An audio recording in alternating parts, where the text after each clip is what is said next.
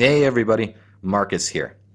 One subject that comes up frequently in the spirit of condemnation, but seldom in the spirit of inquiry, is the existence of stupid people. Now, stupidity can be observed so frequently that it has become banal, and due to its banality, has in a way become invisible as a serious subject of study. When I started investigating the subject of human stupidity, I was surprised, how non-existent serious academic or philosophical material on this subject is.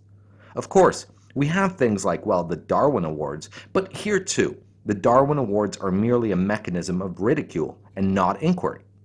Now, the only thing I managed to find that even resembles serious research on the subject is a very short paper by Carlo Cipolla, an economics historian, and the paper is entitled The Basic Laws of Human Stupidity.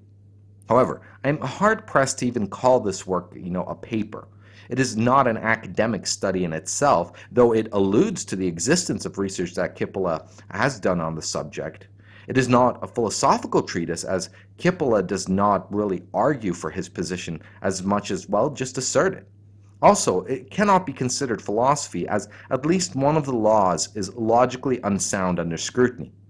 But if this is the case, then why would I even bring up this paper? Well, I think that this paper can be taken as a thought experiment, as it has a very interesting approach in accounting for human stupidity. Now, the paper is a mere 15 pages with very large print and a lot of cartoons. You can find it online for free and should take no longer than 10 minutes to read. Now, in this paper, Cipolla outlines what he comes to understand as the 5 laws of human stupidity. Now, I will go through each of these laws and give exposition on Cipolla's position, as well as some of my commentary. So let's get started. The first law goes as follows. Always and inevitably, everyone underestimates the number of stupid individuals in circulation. Well, clearly this law is logically false, but it does reveal something about human psychology that I think is worth considering. Now, if I assume that everyone but myself is stupid and law 1 holds, then it follows that I am also stupid. However, if I assume everyone is stupid, including myself, then this law would hold that there are more stupid people than people who exist, which is clearly impossible. However, reaching for a philosophical argument to strike this law down would be a little unfair. This law, as a psychological phenomenon, is very accurate and is reinforced continuously. Now, when I contemplated the meaning of this law, I was immediately brought back to something I always say about the software development industry. It is full of mediocrity and stupidity. Now, it is easy to shine in such an industry when the competition is of such caliber. Now, I can imagine that you listening have a similar sentiment about your own industries as well. Now, this would not be so bad until we start to think about this law holding true in places like politics, medicine, education, the military, and so on. When considered in this way, this law becomes pretty terrifying. The second law of human stupidity states, the probability that a certain person is stupid is independent of any other characteristic of that person. Now, Cipolla, while explaining this law, alludes to a study he conducted in universities to verify this claim. Though he does not give the name of the study he did, nor does he mention if it was ever published, nor is he clear if he uses the word study as a general overview lacking serious rigor or is actually referring to legitimate research, he does use this study as his justification. What Cipolla apparently did was look at all people who participate in a university, starting with the janitorial staff, the administrators, the student body, and finally the professors. What Cipolla apparently found was that the ratio of stupid people was consistent in every single category. There were proportionately as many stupid professors as there were stupid janitors, and so on. Cipolla then expands this study to consider sex, race, and a few other factors.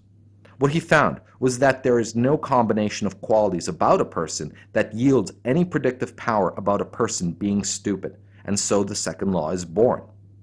Cipolla concludes that stupidity is something, well, you are born with, and the reason for the seemingly equal distribution can be explained in the same way as nature's ability to consistently birth relatively equal proportions of men and women. It's just some magic natural ratio. Now, Let us just accept this law as indeed we should consider this whole paper as a thought experiment.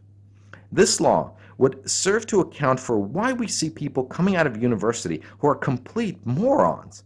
It also explains why we seem to find very intelligent individuals who are garbage men or factory workers. Now, if we combine this law with the first law, it becomes even more terrifying to imagine that there's no hope in finding more intelligent men among doctors or educators or politicians. Now, so far, we have been working with the concept of stupidity in a very generic way. Cipolla has yet to give us some indication of what would be considered a stupid person. Now, this comes through in his third law on human stupidity. The third law of human stupidity states, "A stupid person is a person who causes losses to another person or to a group of persons while himself deriving no gain and even possibly incurring losses." Now, this definition is very interesting, and on some consideration, not surprising considering that Cipolla is an economics historian. However, it is not difficult to reinterpret the concept of losses outside of the economic dimension. It can be considered that a stupid person could also be just wasting your time, your energy, and not necessarily just your money. Now, Cipolla does a little exposition on this law, which is also interesting. He broadly classifies people into four categories: the helpless, the intelligent, the stupid, and bandits. Though each category could be viewed as a type of outcome that an individual act can fall into, Cipolla wants us to look at these categories as the net sum of a given individual's actions to determine the person's overall nature. Though clearly actions willed by an individual can be somewhat inconsistent. After all, we have all done things we would consider stupid at some point in our lives. The net sum of these willed actions will generally place us into one of these categories. And when you think about the sort of actions you consider to be stupid, we can clearly see that we usually think of the risk to reward ratio. For example, when I was in university, my friends and I had this incredibly stupid hobby of stealing wet floor signs from fast food restaurants or anywhere else we really found them. Now, the reward of a cheap thrill and an adrenaline rush was clearly a poor reward for the potential of getting in trouble with the law. Now, these actions were indeed stupid because at the end of the day, we threw those signs out and therefore created a net loss in the world. Now, let us look at each of the four categories in a little detail. A helpless person can be seen as someone who martyrs themselves. Someone whose net life choices create net losses for himself, but does not necessarily destroy value in the world. This would be, a gullible person who can be exploited easily.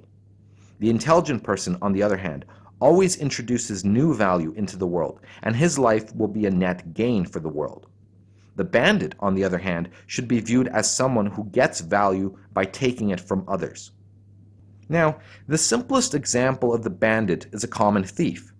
The perfect bandit will steal $100 from someone. That $100, however, still exists in the world, but was merely transferred from one individual to another. Finally, we have a stupid person. A stupid person destroys the value of others and sometimes hurts himself in the process. Vandals, for example, can be viewed as stupid. They will break windows for, whatever reason and call it a day. Such an act does not benefit the vandal, but only creates a loss for the property owner. Now, people can find themselves, on a spectrum. Bandits that lean towards the intelligent quadrant may in fact steal a little less than they gain and therefore yield a bit more value into the world. The example can be, shady business practices like stealing clients unethically while providing a better service. However, if a bandit leans to the stupid quadrant, he will steal, say, a truck full of bread, and failing to sell all of the loaves of bread before they go bad, throws the remainder into the garbage, therefore gaining less profit than, say, a store owner would of that same amount of bread. But this now brings us to the fourth law of human stupidity. Non-stupid people always underestimate the damaging power of stupid individuals. In particular, non-stupid people constantly forget that at all times and places and under any circumstances to deal and or associate with stupid people always turns out to be a costly mistake. Now, the danger of stupid people, as Cipolla puts it, stems from the non-stupid person's underestimation of stupid people. This makes sense, as an intelligent person usually believes that he can outthink a stupid person and therefore shield himself from said stupidity. However, this is a false belief, as the non-stupid person has made a miscalculation.